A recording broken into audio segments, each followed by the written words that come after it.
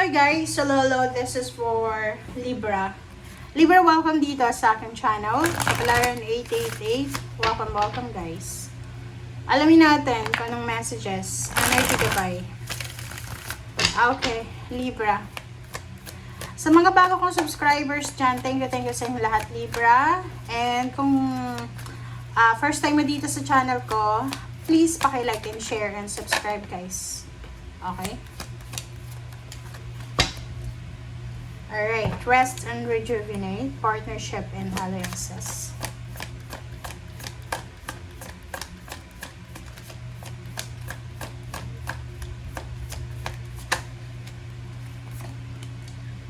Okay.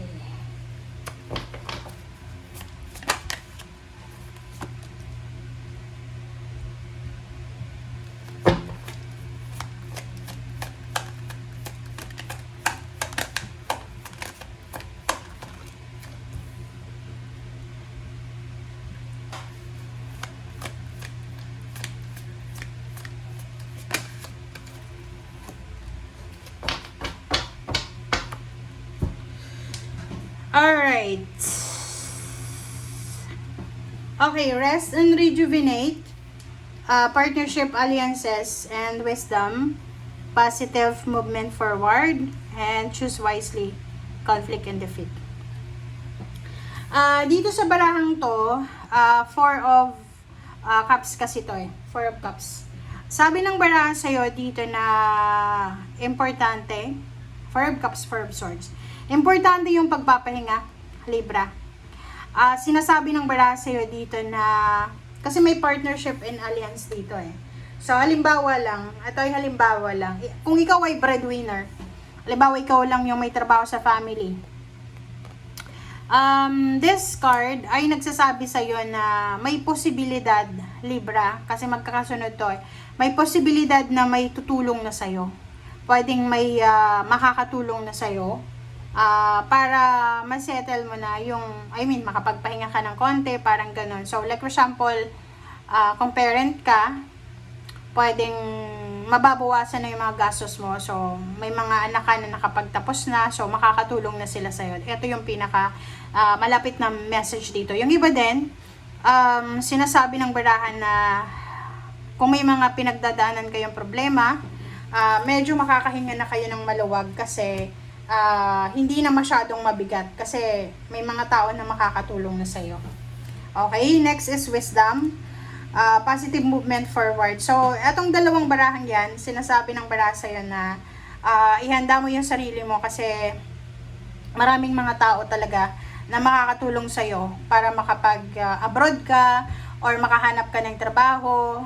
Kumbaga, this is a connection. Yung wisdom na yan, positive movement forward, connection yan. So, like, kilala mo si barangay captain, si kapitan si mayor, parang ganon. So, may mga ma-impluensyang tao na posibleng makakatulong sa'yo. Like, mga dalubhasa or mga professional, like abogado, engineer. Kung ano naman ang concern mo, kung tungkol sa bahay, syempre engineer, kung tungkol sa kaso, abogado, doktor. So, yung may mga, you are connected sa mga ma-impluensyang tao. And yung last two cards natin is, sinasabi ng baraha sa'yo, Libra, na yun, hindi naman perfect yung buhay mo. Wala namang perfect dito sa mundo.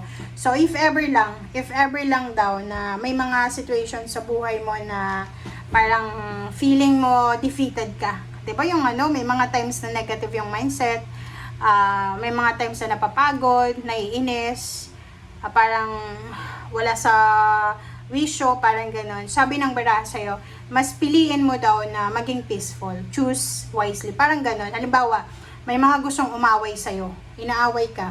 Or may mga tao na tinitrigger yung emotion mo. Ang sabi ng baraha dyan sa'yo, huwag kang matatakot. Okay? Piliin mong maging peaceful. Okay? And piliin mong, kumbaga, makaalis kung ano man na conflict and defeat na yan na darating or nangyayari. Choose your battles wisely. Parang ganun.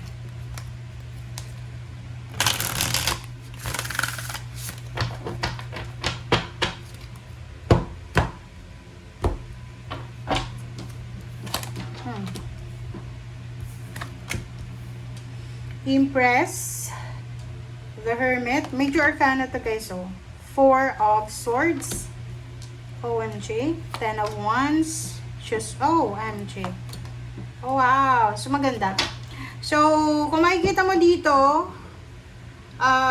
yung sinasabi ng bara sa'yo dito is, yung Empress na to, and partnership and alliances, talagang fresh new beginning siya. So, ang sinasabi ng bara sa'yo na, ihanda mo yung sarili mo, prepare yourself para sa mga new beginnings na darating sa'yo. First of all, sinasabi ng bara sa'yo dito na wag kang magiging tamad. Okay? Yung sinasabi ng bara. Kasi dito, may katulong ka na eh. Pwedeng may tutulong na sa'yo. Sabi ko nga sa kanina, pwedeng parent ka, yung anak mo, pwedeng makakatulong na sa'yo para sa mga expenses. So, minsan, di ba, pag may tumutulong na sa atin, imbis na i-continue natin yung ginagawa, pwedeng tatamarin na tayo. So, which is sinasabi, no, wag kang tamarin. Okay? Wag kang tamarin dito. Dito sinasabi ng barahan na kailangan mo daw na alagaan ang iyong sarili. Okay? Kailangan mo, especially kung ikaw ay anak, make sure na tulungan mo yung mother mo, yung parent mo, sa kung ano man na mga obligations na meron sila. Rest and rejuvenate. This is for the Hermit. So, yung Hermit card na yan, sinasabi ng bara sa'yo, this is for peace and harmony. So, hahanapin mo talaga kung ano yung pwedeng magdala sa'yo ng peace and harmony. Okay? So, yun. Wala daw na rason dito. Walang rason para maging mabuting tao tayo. Okay? So, yung 4 of Swords dito, sinasabi ng bara sa'yo na yun, same energy dito, choose your battles wisely. So, kung may mga situation sa buhay mo na uncontrollable, like may mga away, may mga taong tinitrigger yung emotion mo, sabi ng bara sa'yo, mas prioritize natin yung peace and harmony. Okay? Sa love life din, nakikita ko na medyo burden ka sa love life. Parang, ikaw yung tumatrabaho or tinatrabaho mo yung love life mo. Like, ikaw yung gumagawa ng paraan para maayos yung love life mo. Okay? So, sabi ng bara sa'yo dito, meron na iba na Libra na possible na napapagod na. Pagod na siya sa pagmamanage ng kanyang relationship.